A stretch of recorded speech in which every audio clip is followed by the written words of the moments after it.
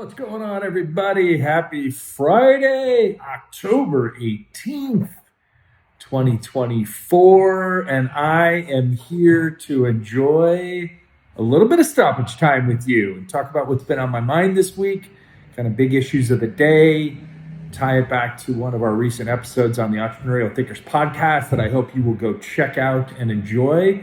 And then I got a little book recommendation for you, too, one that I have been thoroughly enjoying in my ears, because as you know, I listen to my books on Audible, and I've really been thoroughly enjoying this book for the last couple of weeks as I walk on my daily walks about Los Angeles. So right to it, I've been really thinking about three things all week. One, democracy. Two, my grandson. Three, LA Tech Week. One, democracy. I voted this week. I dropped if you follow on social, you know this already. I very excitedly spent some time putting together my ballot, and then walked and dropped my ballot off at the secure local drop box that is set up by Los Angeles County and the Secretary of State here in California, just a couple blocks away from my house. I loved it. I love that feeling. It has become as joyful or more joyful for me than standing online on election day and voting in person. So I did that this week, and so democracy has been on my mind. Politics obviously been on my mind. It's a very political season here in the United States. Presidential election, a lot of other meaningful, very important issues on our local and state and federal ballots. So there's lots and lots to think about. And that was kind of the biggest thing I was thinking about related to democracy ahead this week, was just the idea that, an informed, participatory, or as we call it here, representative democracy, such as we have in the United States and lots of you folks have in many, many other countries, begs of us as the citizens to be educated and to be informed and not just vote. And so I was thinking about that a lot this week, and I take that privilege very, very seriously. It is something that I think is one of the greatest privileges of being an American, or frankly being a citizen in any free democracy anywhere on the planet, is that it is not just your opportunity to be a citizen and reap the benefits of that citizenship and the passport flexibility and freedom, or the economy, whatever growth you might have, et cetera, but to participate in it. It's a responsibility as much as it is an opportunity. And so I spent a couple hours one morning this week going through and educating myself on the ballot initiatives that we have here, on the various policy proposals that are being put to us as citizens here in the state of California, which is a very forward-thinking, very empowering state as far as how we empower our citizens to participate in our democratic process in the state. It's been that way for decades. And so there's a lot of issues and opportunities for policy input that comes down to us at the citizen level. But to actually meaningfully impact that, you have to have done your homework. And so in my case, that was a couple hours, a little over 2 hours spent kind of going through, reading various voter guides, comparing and contrasting different voter guides and their opinions and insights, reading and following the recommendations of some qualified professional political analysts and people and organizations that I trust and respect, who align with my view of the world, and then ultimately just coming down to my individual choices, my why. And to me, there's no greater, again, honor and responsibility than being able to vote and share your voice in how you want the neighborhood, city, county, as we have here in the United States, state or nation function, right? And so my vote. Anybody that says my vote doesn't count, that's absolute bullshit. It's selfish nonsense. Sorry if you say that. You should stop saying that, because it's absolute selfish nonsense. Our vote 100% counts every single time we cast it, no matter whether it's big presidential year elections cycles like this year, or it's off cycles like every other 2 years, because ultimately you have a voice in the way that the country functions and that the city or state or neighborhood functions. And if you don't believe that you have a voice, it's probably because you have not properly exercised your voice, in my humble opinion. So great honor, but also that got me thinking a lot about my grandson, not only because my daughter's due date is now, it's this weekend. We are in that zone of any day now. The baby can arrive. So I'm thinking a lot about my daughter. We spent some time together this week, myself and her partner Henry, and that was just both obviously joyful and lots of emotions are brought up. So I'm thinking a lot about her as a dad, to think that my baby girl is now about to have a baby. But I'm also then thinking about my grandson, and I'm thinking about my grandson in the context of my thoughts about democracy this week, and my vote having even extra weight and meaning, because as many of you who know me pretty well, or maybe have followed along to my stories on social media over the years, like, you know that I've structured and organized a lot of my life around the purpose and meaning behind caring for and supporting my daughter. And now I've been in a season of life in these last, say, decade or so, a little bit less, where it's been more focused on me and my needs and wants, as she has become the wildly talented, capable, emotionally strong young woman that she is. But now, with the arrival of my grandson, her son, to be here soon, I have a whole new consciousness of my bigger purpose and the meaning behind what I do, that's been unlocked.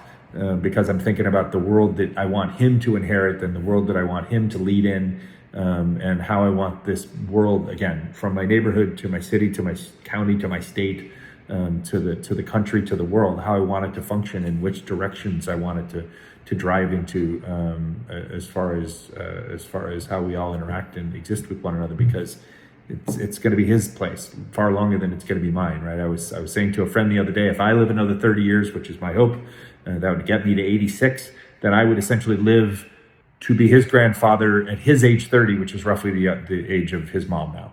And wouldn't that be kind of a cool cycle of life thing? So thinking a lot about that, thinking a lot about him. Don't know his name yet. Super excited to meet him. Can't wait to meet him. So excited. Like, so many friends have told me, like, oh my God, now you get like a whole other human being to put all your stories into, and to throw all your excess love into, and all your encouragement and all. Like, and that is 100% true. I can't wait to meet him, because I can't wait to just populate him with all of this that I share with so many of you on a regular basis in my life. But I also think about the broader, longer term implications of the life that I want him to have the opportunity to live. So super excited about that. By the way, interestingly, it also makes me think about our podcast quite a bit, and the work that we do with Entrepreneurial Thinkers. You hear me often say that, like, the things that Deanna and I create with our guests are literally like conversational art, and that they will live on in essentially the library of the internet archives forever, because they will literally, these conversations will be out there forever. And so it makes me think even more specifically and humbly, and with a greater sense of responsibility about the conversations that I'm sharing, the types of people that we're talking to, the issues that we're talking about with these great entrepreneurial thinkers that we interview, because this is going to be another manifestation of who I am as a human, who I am as a man, in this young man's eyes and my grandson's eyes. He's going to think, like, that's my grandpa, the podcaster who tells these stories, who wrote a book, who does all these other projects, right? And I want him to be proud of me. So I've been thinking a lot about that. Last bit that was on my mind, kind of in the background of the consistency of my life this week, was LA Tech Week. So it still is LA Tech Week this week, which is kind of an annual gathering sponsored by one main sponsor, venture capital firm here in Los Angeles, kind of where the entrepreneurial community gathers together and shares knowledge and interactions and socializes and does all kinds of cool, inspiring stuff. And it's been a huge kind of fulcrum of my year in the last couple of years. It's existed for many, many years in prior iterations and different versions of itself here in the community, but it's an important part of the kind of local fabric of the entrepreneurial economy. And I didn't participate in it all this week, very much a choice of mine, as I focused on two things. One, the work that I'm putting into our podcast and our podcasting business. That is my priority. In case you're unaware, I'm no longer a consultant / business coach who has a podcast. That chapter is done. I am a podcaster. Podcasting is my business. So this is how I make a living. And so if you want to help me make a living and help me create more podcasts and tell more stories, this is the time for you to get involved with what we're doing. Whether you want to jump in and you want to become a sponsor of our show, you can reach out and talk to me. There are ways that you can do that now, or whether you want to support us long-term in the broader media strategy that we have, you can jump into our WeFunder campaign and participate and support us there. But I was really focused on that this week because that really does need my focus. And that therefore was a bigger priority and more important to me than spending time with my peers at LA Tech Week. But secondarily, I was also obviously trying to make myself available to spend time with my daughter and be available to her in case anything came up related to our pending arrival of my grandson. So there was very much kind of like light schedule off the grid while I watched LA Tech Week go on. And that's the last bit of what I was really, really paying attention to was like two things. One, I'm so deeply proud of all my friends that I've seen who've actively participated in LA Tech Week, who've led, who are speakers, organizing events, et cetera. And in particular, the subset of that group of the people that are like really deeply, presently committed to Los Angeles. Because it's my home and it's going to be the home of my grandson and it is the home of my daughter and the family that she's building. And we're in a period of transition that I've talked about often before, and I am a huge, huge believer in the potential and the manifestation of the potential of us in the city and in the region over the next 50 years. And so I'm particularly attuned to rooting for my friends this week who have been leading and participating in LA Tech Week, who are also deeply rooted here. But just proud of everybody and watching all the stories and seeing all the things go on online and then kind of re-promoting and sharing and commenting on some of those things from a distance has just made me even more long LA than I am already. I'm such a fan and such a huge believer and proponent of what is possible here in the next 10 years as we exit from this transitional phase that I believe we've been in for about 5 years. And frankly, from 10 years to the next 50 years to the far outstripping the end of my life.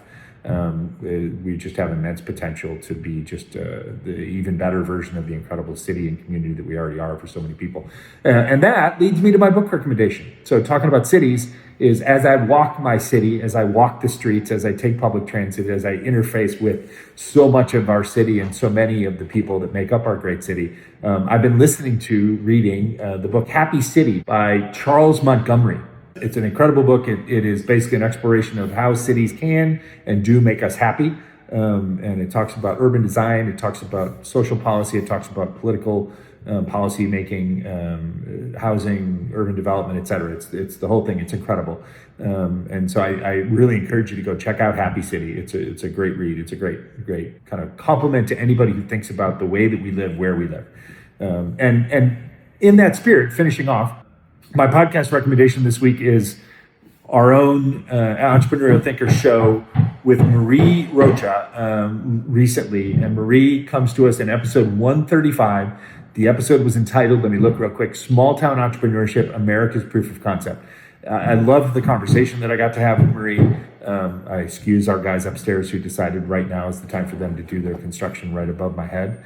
But I love the conversation that I had with Marie. And I think about Marie's episode in the spirit of all of these things that have been in my mind this week, because it's really the way that Marie leads in her community in Connecticut, the way that she leads and creates entrepreneurial programming and entrepreneur support policy for entrepreneurs, small business people, executives in the Connecticut part of the country is so important. And it's so important to shaping and crafting a country that looks and feels like more of us than just the super narrow output that comes from either massive big cities or from Silicon Valley.